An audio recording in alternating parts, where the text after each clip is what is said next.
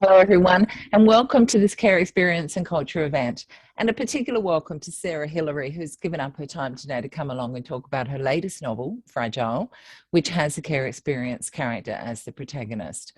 My name is Dee Michelle, and I'm located on Kaurna land in South Australia.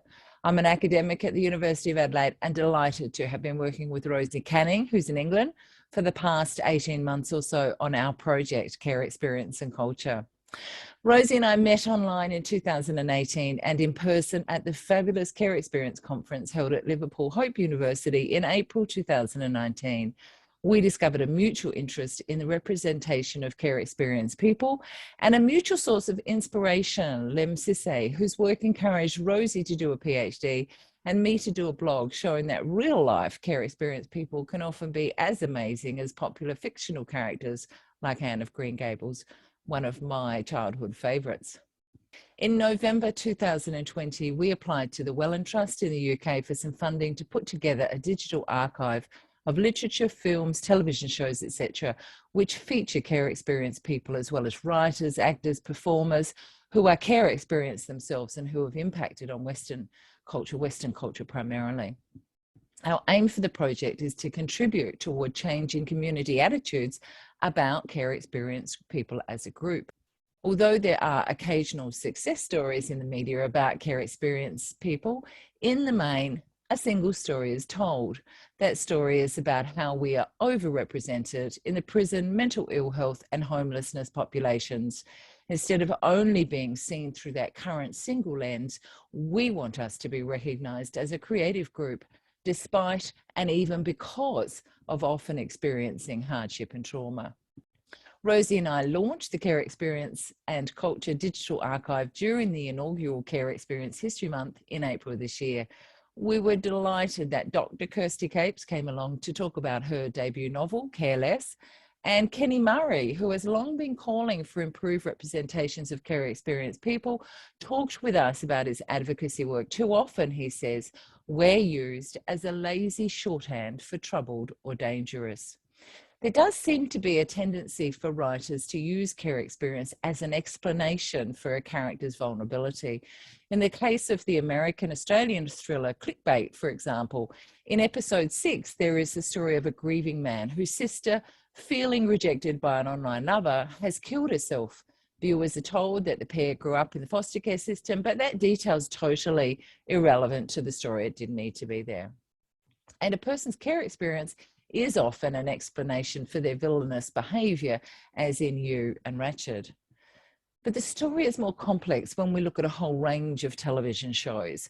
For example, Bosch is a respected, if somewhat maverick, Los Angeles detective who's also care experienced. And the British show Traces has a protagonist who is university educated, was raised in kinship care, and she helps to solve the murder of her mother.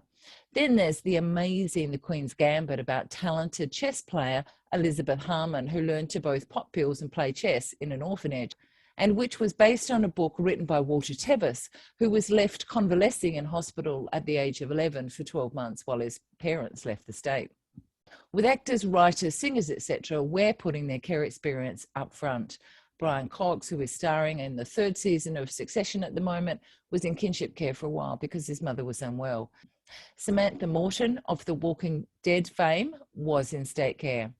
The legendary Michael Caine, who I watched in a not very good movie recently, Bestsellers, was in foster care for a while during the Second World War. Sometimes I wonder if having a care experience makes a difference to the way we are represented. As I said, Walter Tevis was abandoned by his parents for a year and knew all about high doses of medication given out to children in an institution. I mentioned Anne of Green Gables, which was written by Lucy Maud Montgomery, who grew up in kinship care. But then I remember Tom Ripley, an anti-hero character whose creator, Patricia Highsmith, was also in kinship care for about 12 months and who still seemed furious about that decades later. I could go on, but it's time I hand it over to Rosie to introduce Sarah. A delight to have Sarah Hilary here with us today to speak about her writing and her novels. Sarah's debut, Someone Else's Skin, won the Theakston Crime Novel of the Year and was a Richard and Judy Book Club pick and the Observer's Book of the Month. In the US, it was a Silver Falcon and McCavity Award finalist. No Other Darkness, the second in the series, was shortlisted for a Barry Award. The sixth novel in her D.I. Marnie series, Never Be Broken, is out now. I haven't read them all. I've read some of them, and I know that there's a foster character. D.I. Marnie's brother was a foster brother. Her short stories have won the Cheshire Prize for Literature, the Fish Criminally Short Histories Prize, and the Sense Prize. Fragile is her first standalone novel. Sarah is one of the killer women, so be careful, don't upset her. Yeah. A crime writing collective supporting diversity, innovation, and inclusion in their industry. So we're going to hear a lot more about Sarah's writing. So I want to kick off by asking Sarah, did you always want to be a writer? Oh, yes. Yes, definitely. And thank you very much for that lovely introduction, by the way. And it's a real pleasure to be here. It's so fascinating to hear about the work that you and Dee are doing. So yes, I did. From when I was tiny, almost as soon as I could write. I was writing little stories. I wrote the most terrible, I thought they were brilliant at the time, of course, spy stories to entertain my little sister when we were children. So yes, it's been it's something. I've always been a reader. As soon as I could read and new stories, I knew I wanted to be writing them. It is interesting, isn't it, how that, when we're very young, we have this urge to write. I know that I did as well. In fact, I can remember, I think I was about 11, and I said I want to write a story about my life. I suspect that actually somebody had upset me. I thought, I'm going to tell my story now. It's taken a while. I'm still writing. I was really interested in that you wanted to write so young, and then you had such a massive success with your first novel. Was that just validating? How did that make you feel? I mean, it was amazing because obviously it wasn't the first novel I'd written. To be clear, I think most authors' first published novels are not the first novels they've written. Most of us, certainly in my case, there's a whole load of books under the bed that, quite rightly never saw the light of day, and because they weren't ready. I wasn't ready to be published at that time. So it was, yes, it was extraordinary, the reaction to Someone Else's Skin, my debut, and really, especially when it won the Theakstons, because I was up against all my crime writing heroes. I mean, Ian Rankin and Belinda Bauer and Peter May and Denise Minor. Everybody was on that list, and I just thought I need to not make a fool of myself when I go up as one of the shortlisted authors onto the stage. And I was so nervous. It was such a sort of strange experience. And then when I got back and I sat back down, I was so glad. I thought, that's it now. I didn't trip going up the stage. I didn't trip coming back down the stage. I didn't make a complete fool of myself. And now I can just sit and enjoy applauding Ian Rankin or Peter May or whoever, I was convinced was going to win. And then when they said it was Someone Else's Skin, it was extraordinary. And they give you this enormous, it's not an enormous barrel by the normal standards of a beer barrel, but it's a little casket, a proper handmade workable casket with a tap and but it's very heavy, and you have to stand and hold it on stage. And whilst they talk at you and they take your photograph and everything. When I eventually took it back to the hotel room, my son, who'd come with me but wasn't in the audience, he just stayed in the room. And so very late, it was about 11 o'clock at night, I staggered back to our shared hotel room with this barrel. And he just looked at me and he said, "What have you done?" And he thought I'd got drunk and stolen something. It does sound like an exciting but a bit of endurance test as well. Yeah, absolutely. I mean, I think, on a serious note, stamina is, absolutely vital to any author. I think in some ways, stamina is what makes the difference between a good writer and a successful one, which is not to say that, successful authors aren't good, but it is to say that plenty of good authors don't get book deals, and that's often to do with it's that you have to take the knockbacks. So although it was a huge success and an amazing moment to win that prize, I mean, it came at the back end of a lot of rejection. You know, I mean, it was a lot of books manuscripts I'd written, attempts I'd had to get my agent, you know, and letters saying, not yet, you're not good enough yet, you know, keep trying, write another book. So I do think, you know, endurance is definitely a big part of success when you're of your success, potential success as an author. And stamina, I hadn't heard of that in the context of writers before, but yeah, I really appreciate that point actually. Did you have a day job, Sarah? Yeah, so I was at that time, well, just before, whilst I was writing someone else's skin, in fact, I went through the first period of my life when I didn't have a job at all. We'd moved and I was between jobs, which is quite a scary, you know, place to be in, you know, not, especially with a kid, you know, not knowing quite how you're going to meet the bills and all that sort of thing. And then I was lucky, I got a part-time, got a few Christmas shifts with the local bookseller. So I worked for a little while as a bookseller for an independent bookstore called Foyles in the UK, and that was lovely. But it was weird because I was stacking the shelves, you know, and I was thinking, oh, I wish my book could be on the shelves, you know, it's a little bit of shelf envy. But it was a lovely job. And then I ended up working for a travel publisher, not so much a travel publisher, it's a company that specialises in special places to stay. And eventually that ended up being a job where I was going around, a very hard job, as I'm sure everyone here will appreciate. I had to go and sort of review pubs. I had to go and see if their food and drink offering was up to standard. And then, you know, it's tough. It was a tough job. That must have been so difficult for you. Someone had to do it.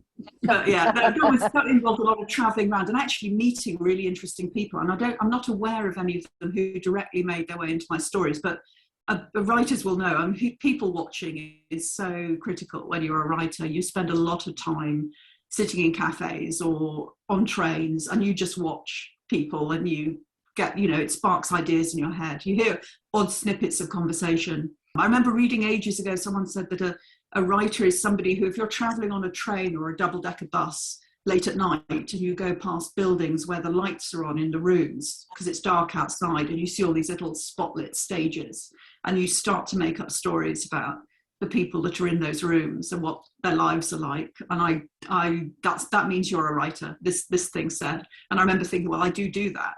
And there's lots of other signs that you're a writer, but I do think there's a kind of curiosity about, and it's that endless curiosity about what goes on inside people's lives, that what we see and what we don't see, you know. And I've certainly always had that since I was tiny, really, quite nosy. In a quiet way.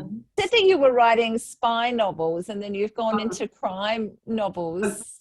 Yeah, there were novels. Stories. They were very short stories. They were inspired by The Professionals, which I used to love when I was 10 or 11. So they were very, very cheesy stories about spies. But I've always been obsessed with spies. I don't know why, but I suppose because I'm a bit sneaky and you know, I like listening and watching people. But yes, so I took me ages to realised that I could write crime. I mean, I'd always read crime, but I'd got it into my head that I couldn't do plotting, and unless you could do, you know, absolutely stellar plotting, you shouldn't go anywhere near trying to write crime, because I'd built plot up into this monster in my head, and I don't plot my books to this day. I don't plot them. I just start writing them and see where they take me.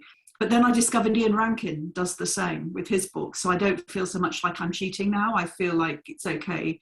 There are more than one way. There is more than one way to write a book, and the fact that I don't plot it all in advance is fine, because, you know, better people than me are doing it and getting away with it. So yeah. Well, Agatha Christie didn't plot her books either, apparently. She didn't, but she did a very sneaky thing, and not with all her books, but with some of them. She would get to the end of the book, and then she'd stop, but you know, the penultimate chapter, and then she'd decide who the least likely suspect was, and then she'd go back and she'd lay all the breadcrumbs so that it could be believed. But she didn't know, not with all of her books, but with a fair number of them, she hadn't decided who the killer was until she got to the very end. That's presumably why you have so many of those kind of Poirot in the library moments where it's explained what's happened. I imagine that was her sort of like thought process in play to an extent. But okay, I think I read somewhere, and obviously correct me if I'm wrong, that the book was influenced by Rebecca. Is this true? And if so, in what way? So Fragile, yes. So my first standalone definitely owes a big debt to Rebecca, which is a book I've read and reread so many times. And it's some books I reread purely because of nostalgia. There's comforting books that we like to read again and again because you feel like the characters and it feels really comfortable. But with Rebecca, I discovered quite early on that each time I read it, it was like a different book. And so when I read it I first read it when I was about 11, and I thought that Max de Winter was like so romantic and so wonderful and so tormented, and I really identified with the second Mrs. de Winter, and I thought I could really understand everything she was saying. And then I reread it in my 20s and I was like, she is so annoying. Why does she make up these stories in her head? Why doesn't she just say to him, look, you married me, what the hell is going on in this house? And I was all, that's what she should have done, silly girl. And then I reread it again in my 30s and I was like, Rebecca's so cool. Rebecca was like this maverick, and she's actually the heroine of this book, and she's cast this shadow over everything. And then I read it again in my 50s and I was like, no, I can sort of see what's going on now. Actually, the second Mrs. de Winter is really cunning. She's not a little innocent thing. She knows exactly what she's doing. She sets out to get herself this man, and then she decides to defend him in court, even though, as far as she's concerned, she's just learnt that he murdered a pregnant woman. What's that about? That doesn't make her this innocent little thing that we think she is when we first read. So that's just to put some context around my love of Rebecca. It wasn't just the love of one story. It was the love of a story that touches you at different points in your life in different ways, and opens lots of doors into the story in different ways for the way it emotionally connects to you at different points in your life, I think. But part of the idea behind Fragile came from the thought of what it would have been like in Manderley, in that big house where Max takes his new wife, if instead of Rebecca, his first wife, this femme fatale, being dead, she wasn't dead, she'd just left, and she comes, instead of being a ghost, she actually walks back in through the door one day. And what would that be like? What would that little odd triangle, that sort of strange menage a trois be like? This battle for dominance in the house? Because really, a lot of Rebecca is about who holds the power in that house. And the second wife feels the first wife is still in the house, even though she's gone, she's casting this long shadow over everything. So definitely there was a feeling I wanted to write something about a strange house, a beautiful house, but a strange, slightly doomed house in which it casts a spell over the people living in there, and the way that they behave towards one another is influenced heavily by the strange sort of Gothic nature of the house that they're in, which is how Starling Villas took shape. The house where Fragile takes place, it's this very strange, very narrow, very beautiful house in a modern London, but it's like this little slice of an Edwardian house that is slipped between two modern buildings, like a love letter is how I describe it. It's just slipped in there, and if you stand too far up the street, either side, you can't see it. It just disappears, the house. Until you're standing right in front of it, you won't see it. And this is the house where my heroine, Nell, goes in search of her missing friend, Joe. And she's fairly certain that he went into this house, but she doesn't know what happened when he was in the house. So she sort of inveigles her way into Starling Villas and ends up becoming a housekeeper to the very, very sort of strange and reclusive master of the house, Dr. Robin Wilder, who's very secretive and very controlling. And then one day his ex-wife comes back into the house, and then the power shifts again. So it's all about who holds the power in the house, and who is really in control of the circumstances. And it's not who you think it is at the beginning, and it's not who you think it is in the middle. It keeps shifting. That's very interesting, and it makes more sense of that house. It's almost as though it is a sort of ethereal house that doesn't quite exist. Yeah, as you say, in modern day London.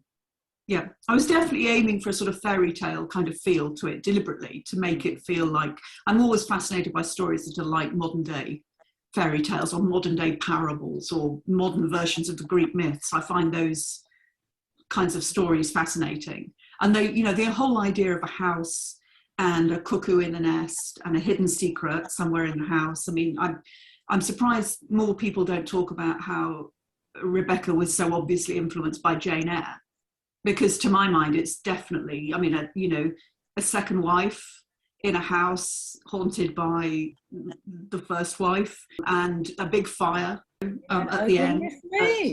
Goodness Yeah, me. That it's needs kind to of be obvious written when you, about. yeah, Wow. but it's, yeah, people don't, but to me, and there's lots of books that are influenced by Jane Eyre. There's lots of books that are about, and again, Jane Eyre is about, an orphaned girl being, made to live with a family who don't want her or value her, and then she's lost and she's searching. I think I wanted to, in Fragile, Nell is searching. She's searching ostensibly, she's searching for Joe, but really I think she's searching for a place where she feels needed and where she feels she can belong.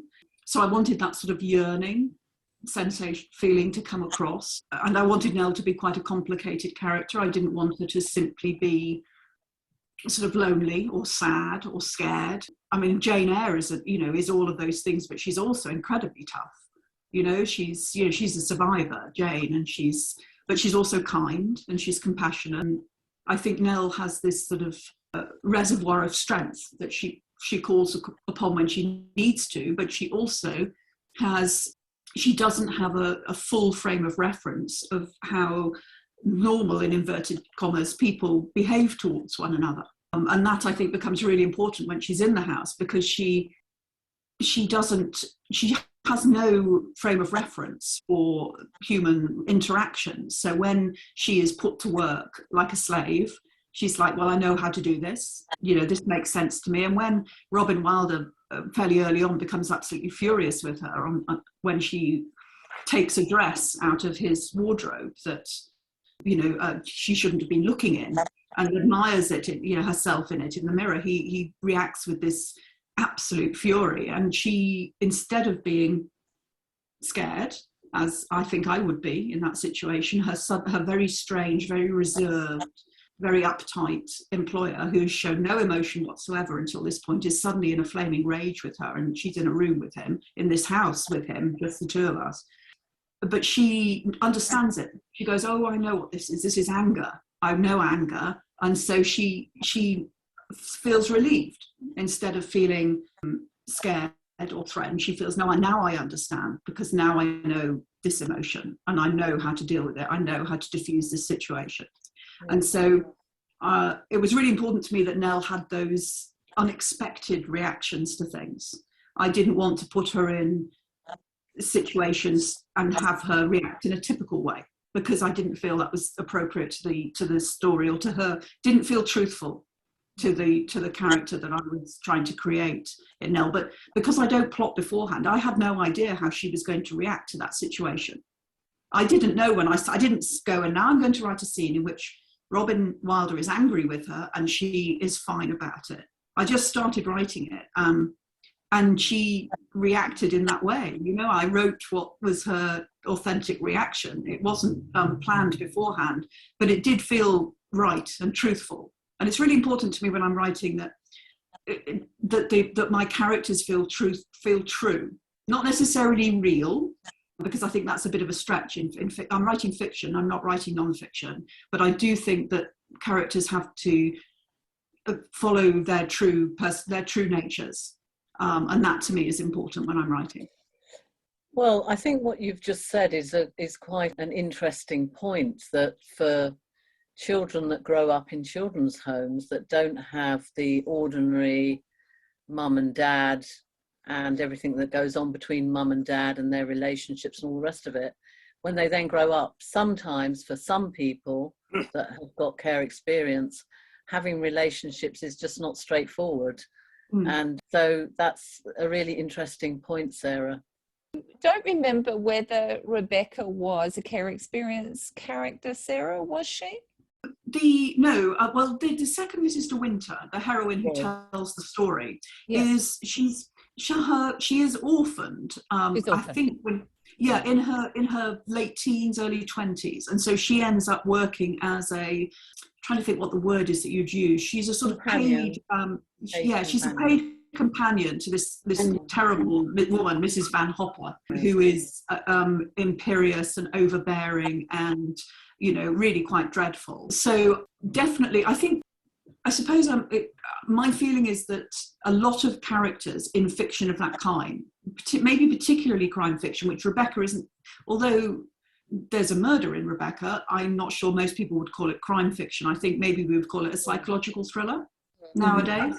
But I think one of the reasons we end up with a lot of characters in our stories who have lost their parents, who have come from broken or dysfunctional or unusual family units, is because it's so they can't go back. There's no safe place. They can't, the minute they encounter something perilous, they can't go, oh well, I think I'll pack my bag and I'll go home because this looks like it might be an unpleasant experience, and this is going to not, I don't want to do this. So if they lost their job, for instance, they can't go home to their parents. If they get into a terrible relationship, a controlling, damaging relationship, they can't necessarily just retreat to a place of safety.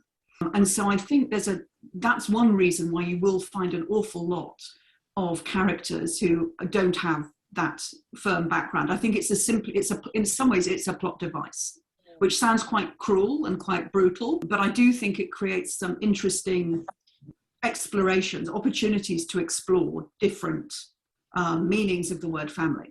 So often you'll find in crime fiction or in psychological thrillers, whereas people may not have a birth family, they will learn to have relationships with people with whom they feel safe.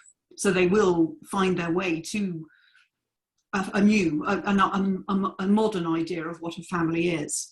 But there's an awful lot of dysfunctional families in crime fiction, and I'm pretty sure it's for that reason, so that you can't retreat. Plot-wise, you have to go forward and you will be in peril and you will have to sort it out for yourself. And that's what creates the dynamic for so many thrillers. And certainly, to come back to your point, Dee, the second Mrs. De Winter has nowhere to go. Once she's married to Max De Winter, that's it. Yeah. She can't retreat. She has no other home. She has no other family. She has to make the best of what she's got. But there's quite a lot of description of the foster care experience for Nell and for Jo, and I guess a little bit for Rosie as well. Yes. So what was your thinking or research, or or the question you're wanting to explore there? So I guess I wanted to write about people that are thrown together by a shared experience, but who wouldn't necessarily naturally belong together. So that would be one aspect of it. I think I wanted to write about a young woman who has no, as I said earlier, has no normal, whatever that is, frame of reference for her behaviours, so that you can't second guess how she's going to behave in the book. I wanted to write a book about searching for what's been lost and what might be found. I think, that to me is, and I wanted to write, I didn't know that I was doing this in my books until somebody pointed it out to me a couple of years ago when I'd written about 4 or 5 books in the Marnie Rome series, that I keep returning to the theme of captivity quite often in my writing. And somebody said, is that, that will be because your mother was a child internee of the Japanese in the war, isn't it? Because you've written about that, Sarah. And it genuinely hadn't occurred to me that I was retreading that family, those stories that I had heard as a child. So to be clear, nobody in my immediate family has experience of the care system, but my mother and my grandparents were civilian prisoners of the Japanese during the Second World War. And then when they came back after the war, my mother lived in a big house with a lot of her cousins and her grandparents and her mother, but sadly not my grandfather because he died over in Sandakan. And they had this big old, and actually the house that is the foster home in Fragile is based on this house that was my mother's house growing up after the war in the UK. So it was in North Wales, and it's by the sea, because they were told to go to the coast because they'd had pneumonia in the camp and they had to try and get better. And it was the house where I spent all my summer holidays as a child, and some of the happiest memories of my life in that house. But I remember my mother saying to me that house was not happy for everybody who lived in there. Her cousins had very unhappy childhoods in that house because their mother was often absent, and their grandmother was quite a difficult woman to be with, and so I wanted to write about a house where it was a different house to the different people who were in it. For some people, it was a place of happiness and safety, and for some people, it was a place of threat and danger. But it's the same house with the same rooms, and because it never, that seemed to me extraordinary, that the house that felt, you know how people talk about having a feeling for houses, and you go into a house and you can feel whether it's a happy house or a sad house. And this house for me growing up was the happiest place that I could think of. I couldn't imagine anyone not being happy there, but my aunts had not been happy there. They had such a different upbringing and such a different experience. And that's in a way what I wanted to write about with Nell and Jo and Rosie, the idea that, this house could be a place of safety, or it could be somewhere that they desperately needed to escape from, or it could simply be whatever they made it. And there's an extent to which Nell has some agency in the house, because she has ended up being the person that was given most of the responsibilities in the house from quite a young age, that she turned out to be rather good with the little ones. And so Megan, the foster mother, who's mainly delegated a lot of the tasks in the house to Nell. And so she's become like the little mother. She's become the housekeeper in that house. That was, and actually, Rosie, I think when you told me about your book club reading of Fragile, one of the reactions that you gave me was people saying that Megan Flack, the foster mother, seemed very, recognizable, which, was good to hear, because I had some feedback from, I'd had one piece of feedback from somebody in the publishing world who had thought that Megan wasn't believable. She seemed like a sort of caricature. She seemed like this wicked old witch. And actually, surely nobody, who became a foster mother would be like that. So when you said that actually you'd had feedback from people saying they recognised Megan, or people, as being somebody that they knew in that sense. That was important to me, because I don't like writing just about monsters. I don't like writing just black and white characters. Here are the goodies, here are the baddies. And while Megan is definitely not, remotely heroic in any way, I think she's very human.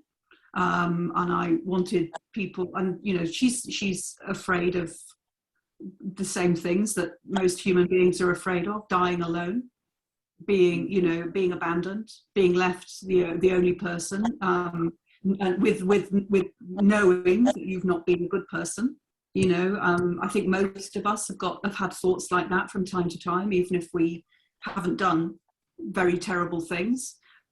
It was important to me that whilst there was this fairy tale element to it, there is in one sense I didn't mind people saying that Megan was like a sort of wicked witch, because in a way that's the role that she is playing in the book. But at the same time, I think I tried very hard to make her human and not to make her a caricature. So it mattered to me a lot when you said that people had reacted to her in that way, Rosie.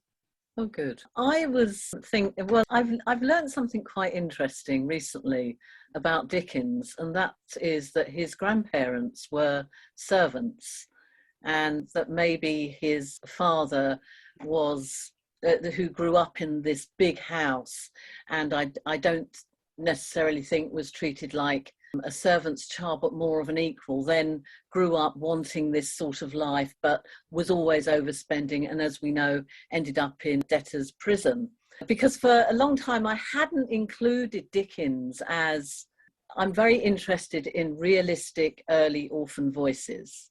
And there aren't that many around, because normally orphans are written by the affluent middle classes. And I always had Dickens in that slot until I recently discovered a bit more about his past. So now he's in he's in our archive, Charles Dickens, because, he had to fend for himself for X amount of years while his father was in prison. But to go back to what you were talking about, Megan, I really felt she could have been a female Fagin, you know. And yes, yeah. There definitely is a monstrous quality to her, and no question about that. But I think, and you know, I think that I'm always interested in people that come right up against being monsters, and then seeing if I can make the reader feel some sort of sympathy at some level, or for a character who is almost, you know, who is virtually a monster. Because I don't, as I say, I don't. Those kinds of monsters, you know, like the James Bond villain kind, the out and out, irredeemable, you know, superhuman. They're superhuman, really, aren't they? They don't have those kinds of quality. That there is no way in which you can emotionally connect with them. And certainly, you know, I would, you know, I feel at the end of Fragile that more or less all the characters get what they deserved at the end of the book. I sort of feel like that, and I definitely feel. You know, I make no apologies for Megan getting her just desserts, literally, in a way. But I do think that I would hope that every reader at some point during the book would think, oh, no, I know I know how that feels. You know, I know what it feels like to be alone with no one to thank, no one to blame but yourself for what you've done. You know, even if it's just one tiny moment when you've done something really silly and you're sitting there and thinking, so that's it, this is of my own making. And she's not a woman for whom honesty comes very easily, Megan. Or self-awareness. No, not often. But she does have that kind of, she's cruel to herself in a way, as well as everybody else. I mean, she's not as if she really is living a high life.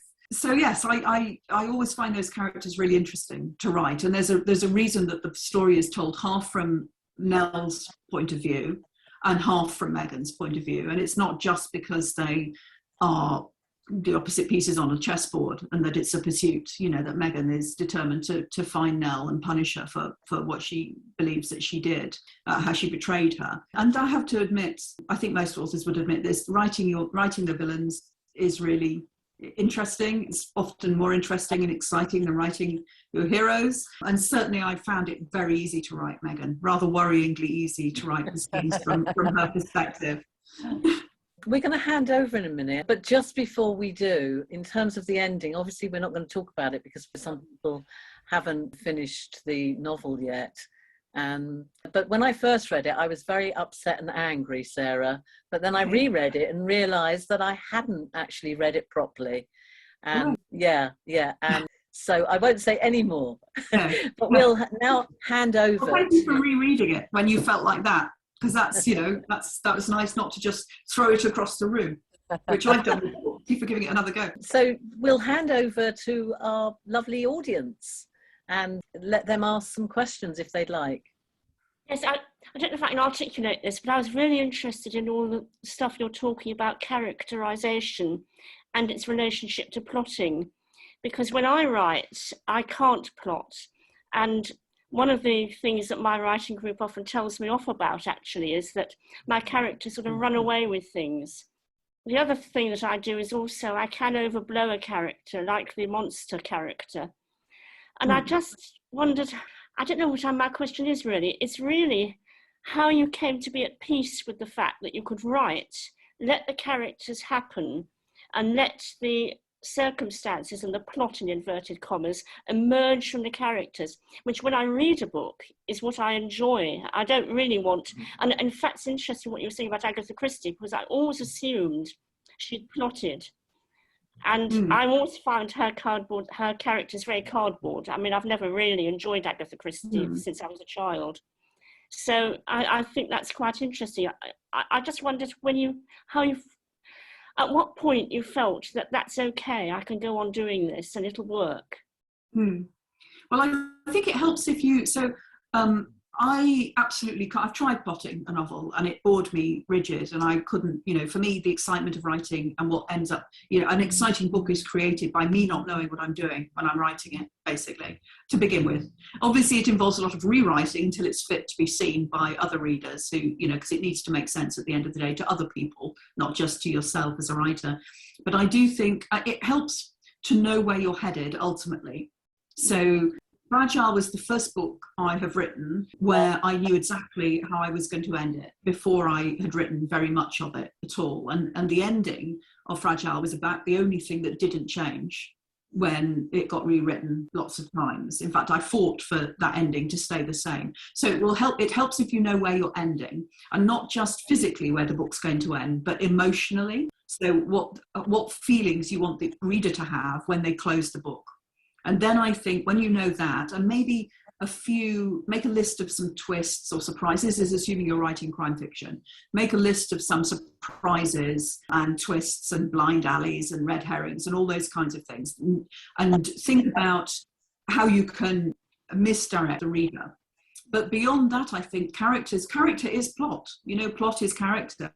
Character is plot. I think it's absolutely true. And I think as long as your character changes over the course of the book, as long as they've gone on a journey and they've learned something on that journey, and they're not just the same person they were at the beginning, at the end, and you've challenged them and you've put them outside their comfort zone, then I think you can absolutely allow the character to lead the story. But I do think you need to be aware that the character has to change and the character has to be challenged. They call it putting your heroes up the tree and throwing bricks at them. And that's really what you have to do. You have to put them in increasingly difficult situations that they have to find their way out of. And that's where the enjoyment for the reader comes from. I have a question, Sarah, and yes. Apologies if this has been answered before. I've had to be in and out a little bit this morning. But the character of Nell, did you imagine her many years ago? And also, how did you research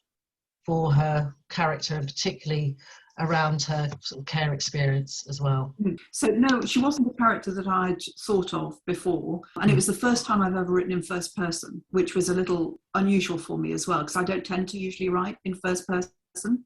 I think, as in my Marnie Rome books, where I retrofitted my research, if that makes sense. It sounds like people would always say, who's your police consultant and how did you learn about the Crown Prosecution Service and, all of those things before you sat down and started to write. And actually it was more important to me that the characters felt like truthful people, real people, credible people. And then I would make sure that I wasn't saying anything that made absolutely no sense at the end of the day, so that I wasn't using, for instance, WPC when that job title hasn't existed for years and years in the UK. So that is the way that I tended to do it. And I admit that's the same with Nell. So with Nell, I started writing her. I knew she was young. I knew that she had been in the care system.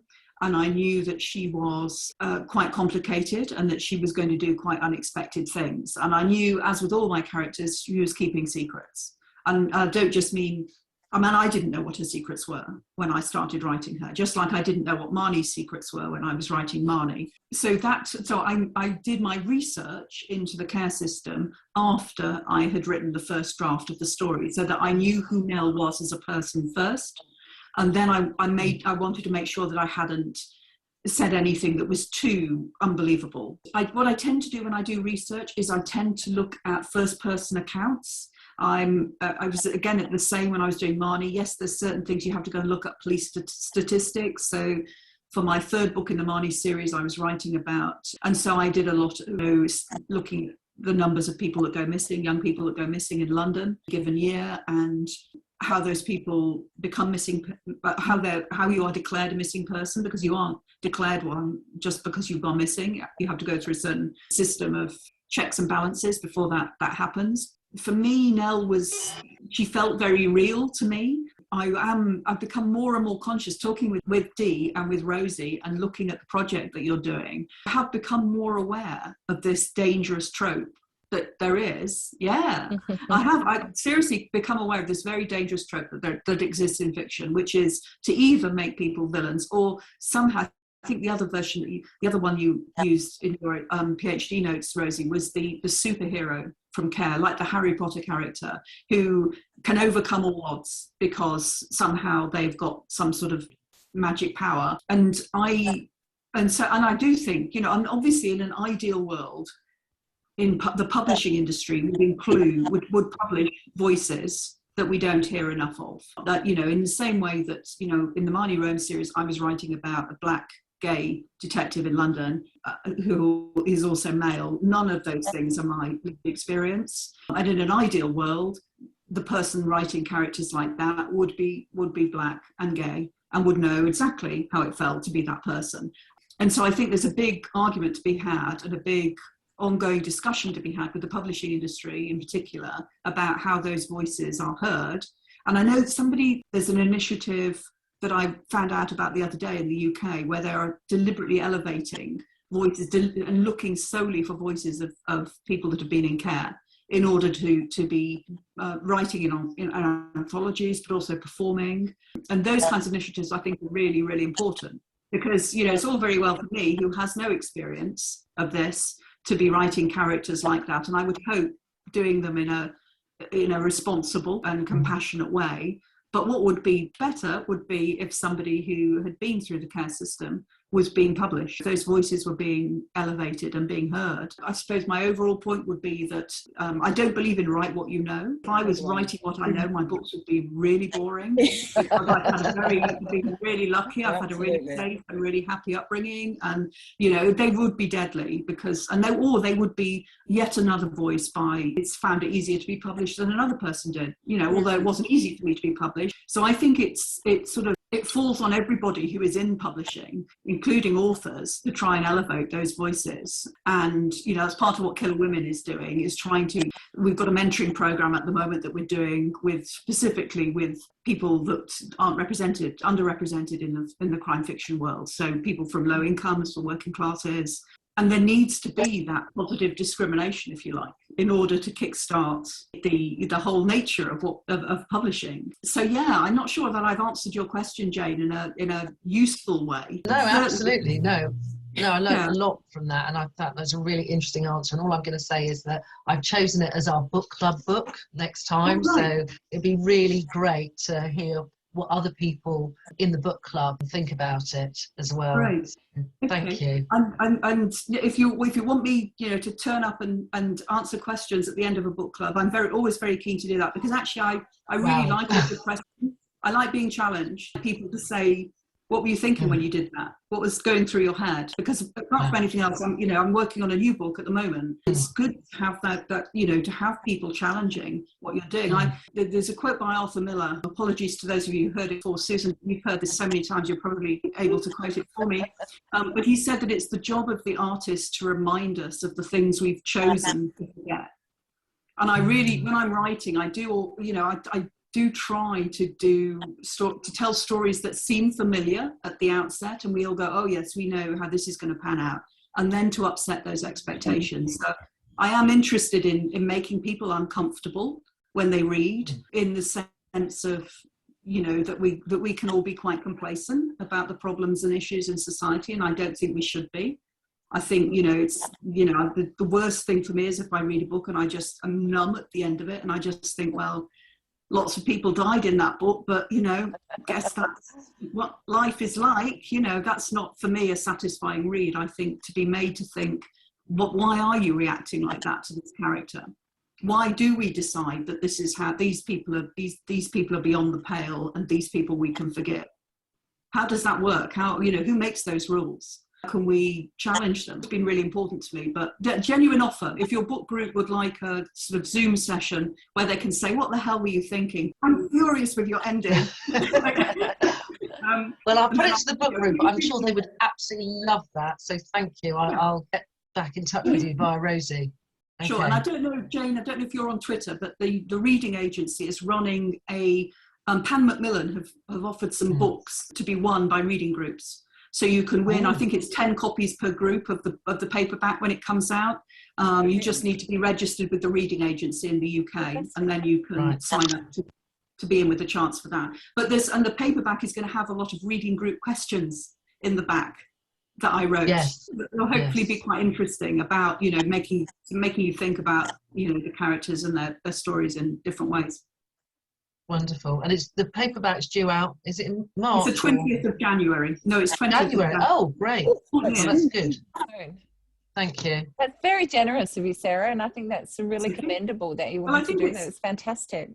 I think it's, for me, writing is about connecting to readers. A book's not a book until it's in the hands of a reader. And it always fascinates me the different reactions people have, to the same book and to the same character, the different way, like me with Rebecca, it being a different book each time I read it and reread it is weird, isn't it? But that to me is, endlessly fascinating. So I'd be happy to talk about that. People don't have to say nice things. They can say this character was a caricature or this ending was terrible. I haven't got a question, but I just wanted to say thank you. Since the last session that Rosie held, I've started working with 6 local authorities with children in care, and we run creative writing workshops to inspire new generations. So it's really, really helpful, these events, really, really good, and I'm always looking for inspiration for them. So thank you. That's wonderful. It is wonderful. Really good to hear. Yeah. Fantastic. Wow.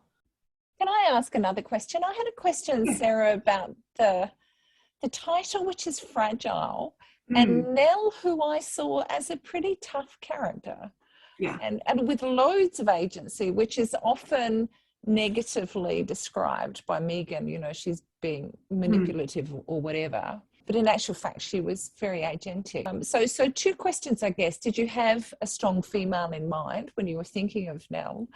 And is the title kind of a contradiction with the character?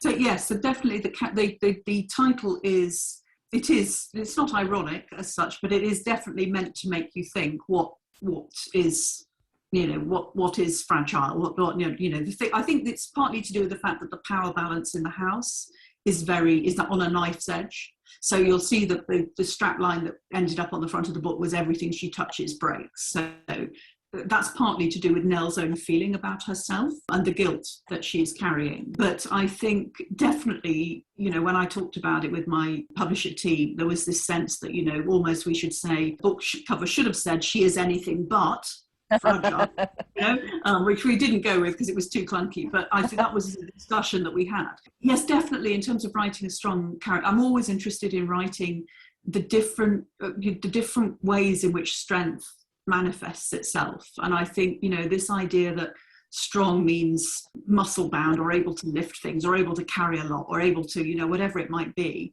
I actually think, to me, real strength is not somebody who goes through life doing marathons and weight training and all the rest of it and being, but somebody who will be knocked down very often and pick themselves back up. But that to me is strength. It's falling and getting back up again, not somebody who never falls, who just, whom life is easy. And it was interesting to me when I was writing Marnie that she, in the first book in the series, she's really prickly, Marnie.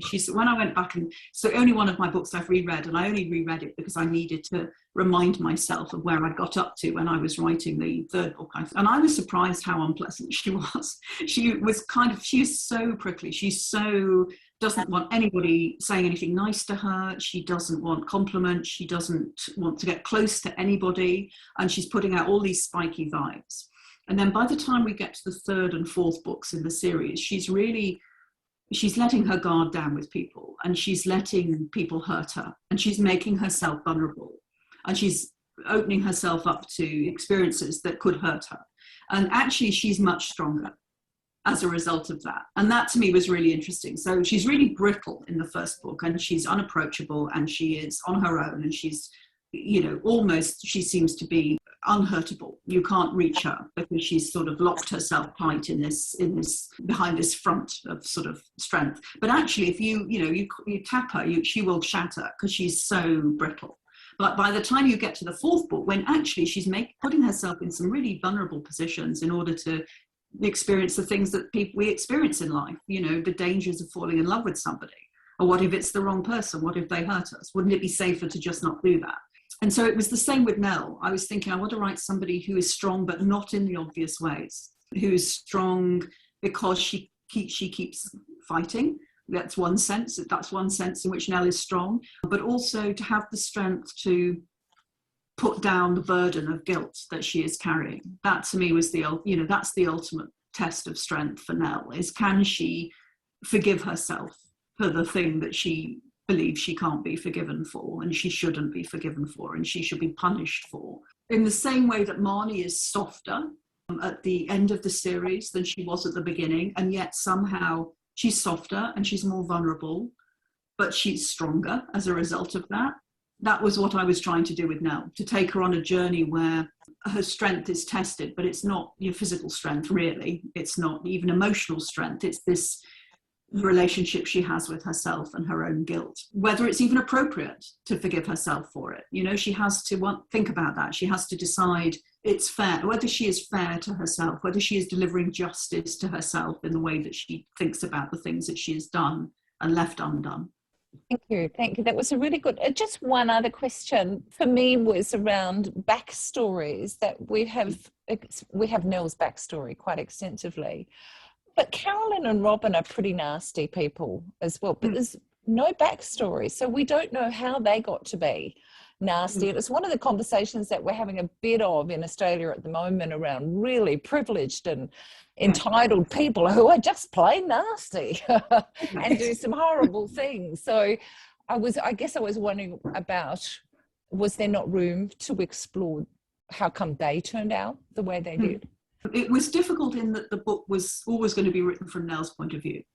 So, and that was really important to me, that she is the filter through which we see the other characters until Megan's chapters. And then we see, and that's why at the beginning of the book, you don't really know which one of them is telling the truth, or maybe they are both telling the truth, but it's their versions of the truth. There's one moment in the story between Nell and Robin where he tells her a little bit about when he was a young man and he lived in Japan.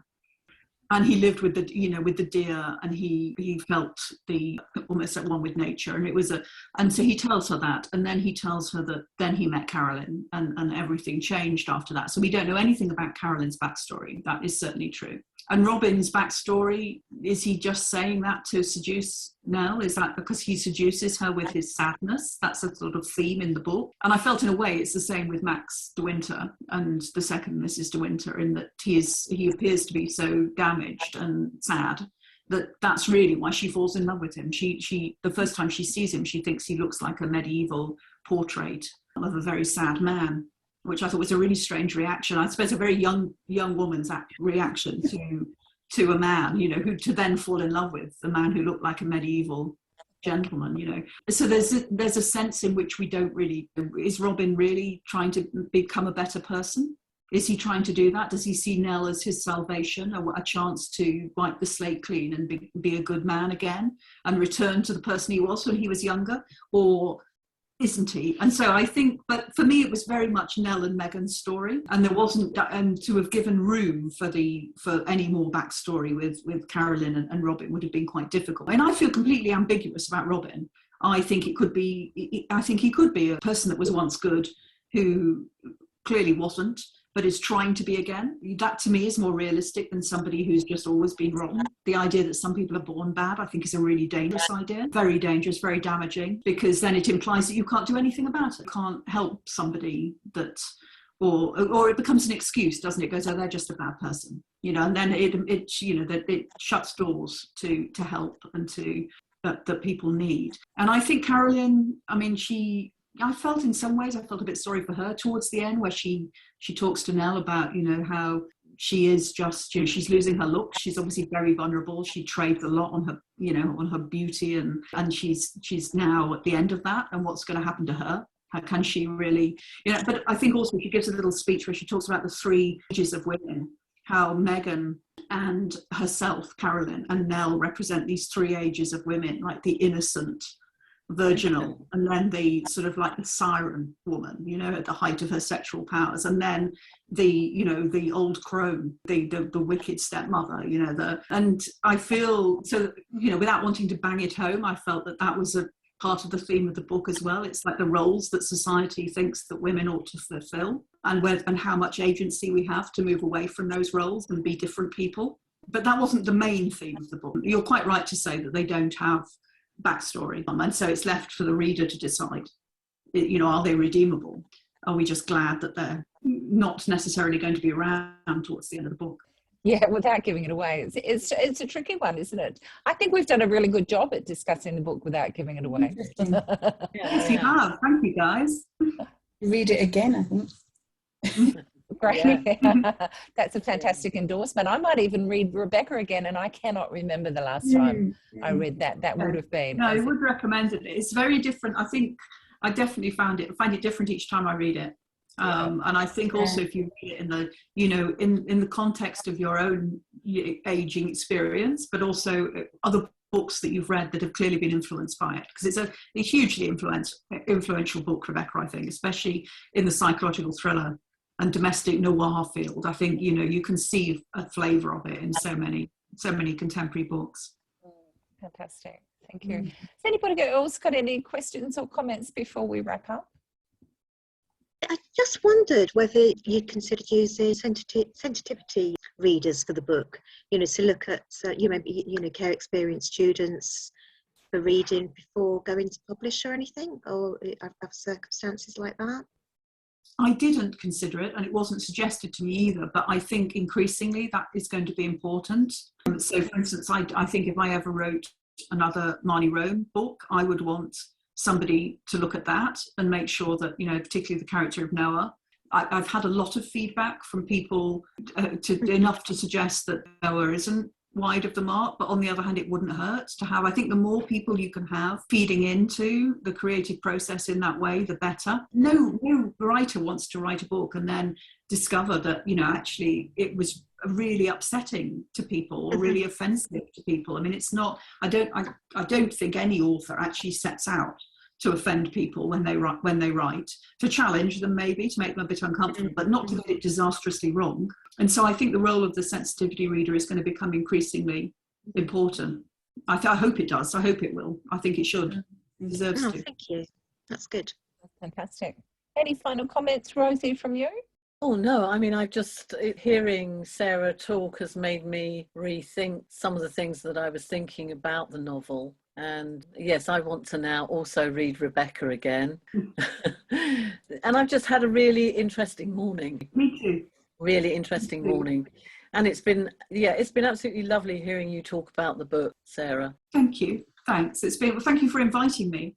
And thank you for making me look at it again from that perspective. Because I do think, as I said at the beginning, I think as crime writers, we're always writing about people from broken homes, because as I said at the beginning, because it serves a plot purpose.